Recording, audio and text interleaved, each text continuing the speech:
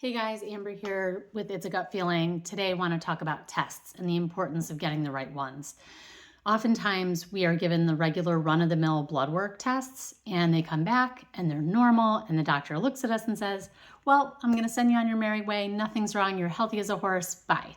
And you want to die because you feel, one, not believed, two, they didn't help you in any way, and three, you know something's wrong and they're just not finding it because they're not going about it in the right way. So I want to talk about three really important tests that are related to gut health and getting you some answers. And they might sound very obvious, but surprisingly, they're not. And it's why it took me years to find out what the heck was wrong. So the first one I want to talk about is SIBO and the SIBO test. Now, SIBO is small intestinal bacteria overgrowth, and a lot of people have it. It goes undiagnosed all the time because it's confused for women with hormones and perimenopause and menopause. A lot of us get very bloated after a meal. We feel full very quickly after a meal, which is like telltale signs of SIBO. But then also you have sugar cravings. Like for me, I don't know about you guys, but I've always been a salt girl. Pickles, olives, chips and salsa, love it. Could eat it all day long. But I started craving sugar and it was weird because I'd be full and I wouldn't want food. I would just want sugar. And that is actually the bacteria inside craving that because it feeds off of sugar. So in order to get a SIBO test to find out if you have it, if you have this extreme bloating where you feel like you look 9 months pregnant after you eat a morsel of food and you feel literally like someone could come up and pop you with a pin, you should get checked for SIBO. SIBO, the way to test is through a breath test. You breathe into a device for 3 hours every 20 minutes after drinking a sugar solution. So you drink the sugar solution, you take the device, every 20 minutes you blow in. After about an hour and a half, they can tell if you have SIBO or not. Mine was like off the charts after an hour and a half. They do make you do it the full 3 hours though, because they want to see if you have hydrogen or methane or both.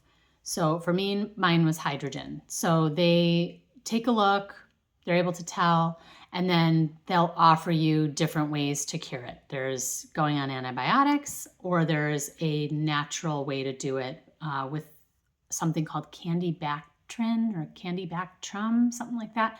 I have talked to a few people that have done that, and they swear by it. They said it was great. It does take a while. It takes a few months if you go that route. I went the rifaximin route, which is a 2-week dose of antibiotics. Thankfully, I made it to the final day, but then I ended up in the hospital on the last day because I got drug-induced colitis. My transverse colon completely swelled up on the last day, and my whole gut shut down, stopped working. So again, you have to watch out if you have autoimmune resistance or antibiotic resistance, because antibiotic resistance, these drugs are obviously heavy duty and they wipe out all bacteria in your gut, by the way. Rifaximin wipes out good and bad bacteria, which creates a haven for thrush. So then you got to get ready to take care of the thrush, which can take 6 months to get rid of. So just be aware, if you guys want to hear more about SIBO and that journey, that can be a whole nother sode. A lot of people have it again, but that's at least the test to find out if you do have it. Secondly, I want to talk about stool tests and their importance. I was only able to figure out that I had severe exocrine pancreatic insufficiency from a stool test. And a lot of times that tells the story much more so than blood work will tell the story. So I highly recommend suggesting some of that to your doctor, like, hey, can I get a stool test? Because there's so much more, again, to the story than just the blood work and what the blood work says. They're very easy to get. You do it through Quest. It's very easy. You get the results in like a day to 3 days.